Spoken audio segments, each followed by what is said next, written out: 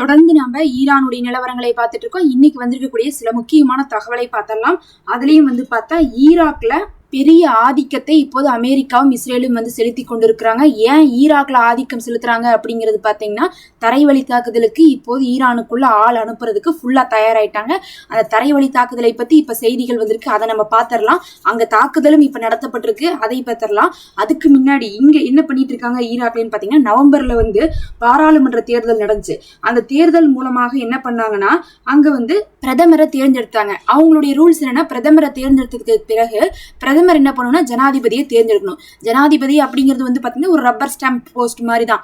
சும்மா வருவாங்க இருப்பாங்களோ தவிர எல்லா ஆக்ஷனுமே பிரதமர் தான் எடுப்பாரு. ஆனா அங்க பாத்தீங்கன்னா ஈராக்ல இந்த ஜனாதிபதி யாரா இருக்கணும்னா குர்தீஸுடைய இன மக்களாக இருக்கணும்னு சொல்லிட்டு ஒரு ரூல்ஸ் இருக்கு. நீங்க கவனிச்சு பாத்தீங்கன்னா தெரியும், லெபனான்லயே அந்த மாதிரி ரூல்ஸ் இருக்கு. ஈராக்கு, சிரியா அங்கெல்லாம் என்ன பண்ணுவாங்கன்னா பிரதமர் ஒருத்தவங்களா இருப்பாங்க, அதே மாதிரி ஜனாதிபதி ஒருத்தவங்களா இருப்பாங்க. அந்த மாதிரிதான் லெபனான்லயுமே சியா முஸ்லீம் ஒன்லையும் சன்னி முஸ்லீம் ஒன்லையும், அது இல்லாம யூதர்கள் ஒரு இதுலயுமே கிறிஸ்துவர்கள் ஒரு இதுலயுமே இருப்பாங்க. அந்த மாதிரிதான் பாத்தீங்கன்னா ஈராக்லயும் ரூல்ஸ் இருக்கு.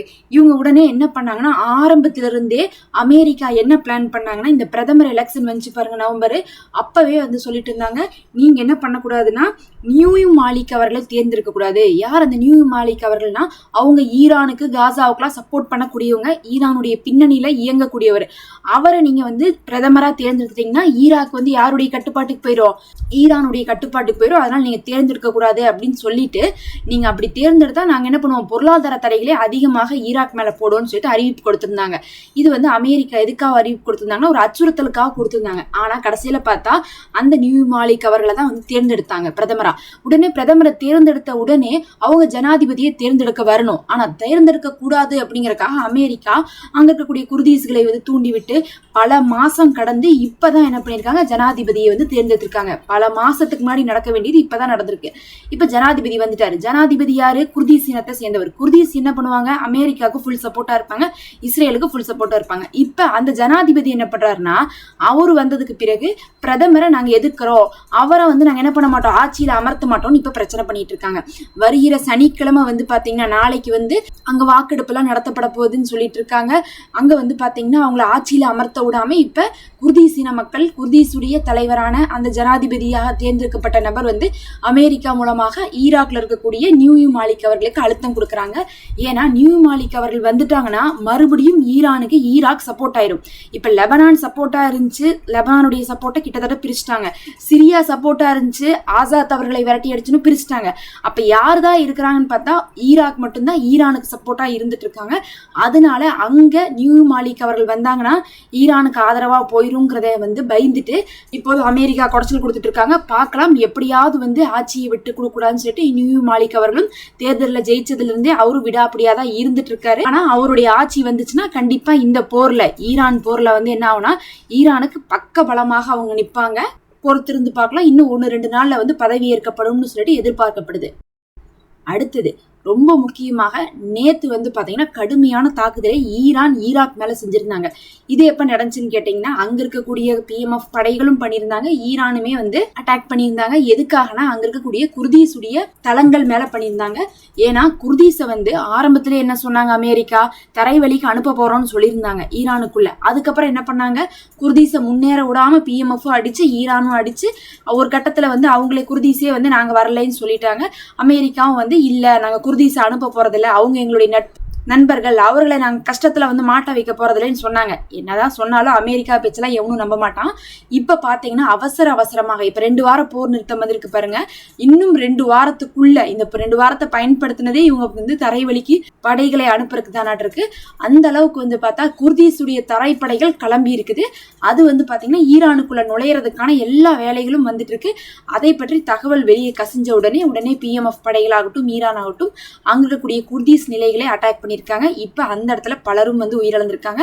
தரைப்படைக்கு தயாராகி ஈரானுக்குள்ள நுழைய இருந்தவங்க தான் இப்ப அடி வாங்கியிருக்காங்க.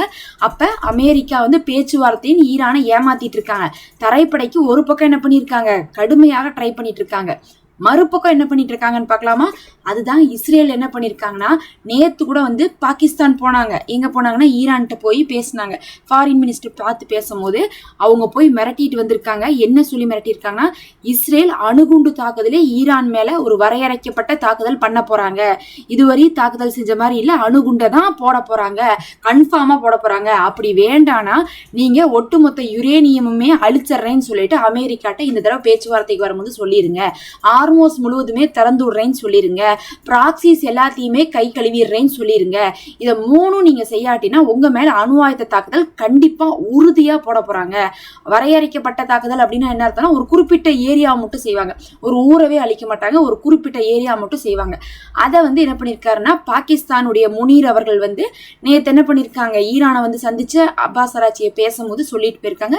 இது அபிஷியலா வெளியாகல, ஆனா இன்அபிஷியலா பல ஊடகங்கள் வந்து நேத்தே வந்து அணு ஆயுத தாக்குதல் வரையறைக்கப்பட்டதை பத்தி சொல்லிட்டு போயிட்டாங்க. மிரட்டுறதுக்காகத்தான் நேற்று பாகிஸ்தான் வந்திருக்காங்க. அதனாலதான் யூனிஃபார்மோட வந்திருந்தாங்க. அதே வந்து பாத்தீங்கன்னா மற்ற நாடுகளை போய் பார்க்கும்போதோ இல்ல அமெரிக்காவை பார்க்கும்போதோ என்ன பண்றாங்க, நல்லா வந்து கோட் ஷூட்லாம் போட்டு அன்அபிஷியலா போறாங்க அப்படிங்கிற மாதிரி நேத்தே வந்து சொல்லியிருந்தாங்க. அடுத்து இனிமேல் தான் அணு ஆயுத தாக்குதலே பண்ண போறாங்களான்னு கேட்டா அதுலயும் ஒரு ட்விஸ்ட் இருக்கு. ஈரான்ல இருக்கக்கூடிய புஷீர் அணுமின் நிலையத்துல என்ன பண்ணிருக்காங்கன்னா, இப்ப இந்த போர் நடந்துட்டு இருந்துச்சுல 40 நாள், அப்ப அவ்வப்போது வந்து போய் தாக்குதல் பண்ணிட்டு தான் இருந்தாங்க. அங்க மட்டும் கிடையாது, நெட்டான்ஸ் அதுக்கப்புறம் பல இடங்கள்லயும் தாக்குதல் பண்ணாங்க. ஆனா அங்கெல்லாம் பெரிய சேதம் ஏற்படல. ஆனா புஷீர்ல வந்து பாத்தீங்கன்னா கொஞ்சம் கசிவு ஏற்பட்டிருக்கிறதாக வந்து இப்ப சொல்லப்படுது. அதனால வந்து அங்க ஏன்னா அங்க வந்து ரஷ்யா வந்து இன்வெஸ்ட் பண்ணியிருந்தாங்க, ரஷ்யாவுடைய படைகள் இருந்தாங்க. 120 பேர் இப்ப காலி செஞ்சுட்டு இப்போதைக்கு அங்க 14 பேர் தான் அந்த அணுமின் நிலையத்துல இருக்கிறாங்க. மிச்சவங்க எல்லாருமே காலி செஞ்சிருக்காங்க. அந்த இடத்த தான் இப்ப அழிக்க போவதாக வந்து என்ன பண்ணிருக்காங்கன்னா வான் பண்ணியிருக்காங்க. நீங்க ஒன்னா வந்து என்ன பண்ணும், யுரேனியம் அத்தனையும் அழிச்சிடணும், அதுக்கப்புறம் வந்து அணு ஆயுதமே தயாரிக்க மாட்டேன்னு சொல்லணும், அதுக்கப்புறம் வந்து ஹார்மோஸை திறந்து விடணும், ப்ராக்சிஸை வந்து கை கழுவணும். இதெல்லாம் செய்யாட்டினா அந்த புஷீர் அணுமின் நிலையத்தை முழுசா வந்து அணுகுண்டு போட்டு வந்து அழிக்க போறோம் அப்படின்னு சொல்லிட்டு இப்போ வார்ன் பண்ணியிருக்காங்க. இது வந்து பாத்தீங்கன்னா கடுமையான ஒரு வார்னிங்னு தான் சொல்லணும். ஈரானுக்கு ஏற்கனவே இப்போ அங்கே தாக்குதல் நடந்ததுலேயே அங்கே ஏதோ கசிவுகள் ஏற்பட்டு இருக்கிறதுனால தான் அங்கே சுற்றி இருக்கக்கூடிய மக்களும் காலி பண்ணியிருக்காங்க, உள்ளே இருக்கக்கூடிய 120 பேரும் காலி பண்ணியிருக்காங்க. அது இல்லாமல் வந்து பார்த்தா பக்கத்து நாடுகள்லாம் இருக்குல்ல, அங்கே குவைத் நாடுகள், கத்தார், அவங்களுக்குமே அதனுடைய கதிர்வீச்சு இருக்கும் அப்படின்னு சொல்லிட்டு சொல்லப்பட்டு இருக்கக்கூடிய இந்த நிலையில இப்ப முழுசா தாக்குதல் பண்ணிட்டாங்கன்னா என்ன ஆயிரும், இன்னும் நிலைமை மோசமாயிரும். இப்படியாவது வந்து ஏதாவது ஒரு நெருக்கடி கொடுத்து என்ன பண்ணிடணும்னா ஈரான பேச்சுவார்த்தை கொண்டு வந்துடணும்னு சொல்லிட்டு இப்ப அமெரிக்கா பார்த்துட்டு இருக்காங்க. இப்போ ஒரு பக்கம் தரைப்படை வந்து பாத்தீங்கன்னா ஸ்ட்ராங்கா கிளம்பிட்டு இருக்குது, இன்னொரு பக்கம் வந்து பார்க்கும்போது அணு ஆயுத தாக்குதல் செய்யறதுக்கும் வந்து ஸ்ட்ராங்கா இருக்காங்க. இதுக்கு நடுவுல எல்லாமே ஈரான் விட்டு கொடுத்தா மட்டும்தான் இந்த பேச்சுவார்த்தை வரும். அப்படி இல்லாட்டினா அமெரிக்கா மறுபடியும் களமிறங்கதா போறாங்கன்னு சொல்லிட்டு தான் இப்ப ஆய்வாளர்கள் எல்லாம் சொல்லிட்டு இருக்காங்க. பொறுத்திருந்து பார்க்கலாம். நிறைய பேர் வந்து ஈரான் தான் விட்டு கொடுப்பாங்க அப்படிங்கிற மாதிரி தான் வந்து செய்திகளை சொல்லி கொண்டு இருக்கிறாங்க. அந்த அளவுக்கு வந்து கெடிபிடிகளை வந்து அமெரிக்காவும் இஸ்ரேலும் இப்போது ஈரானுக்கு எதிராக விதிச்சிருக்காங்க. எப்படியும் ஞாயிற்றுக்கிழமை பேச்சுவார்த்தை தொடங்கும்னு சொல்லிட்டு எதிர்பார்க்கப்படுது. இதெல்லாம் தான் இப்ப வந்த முக்கியமான தகவல்.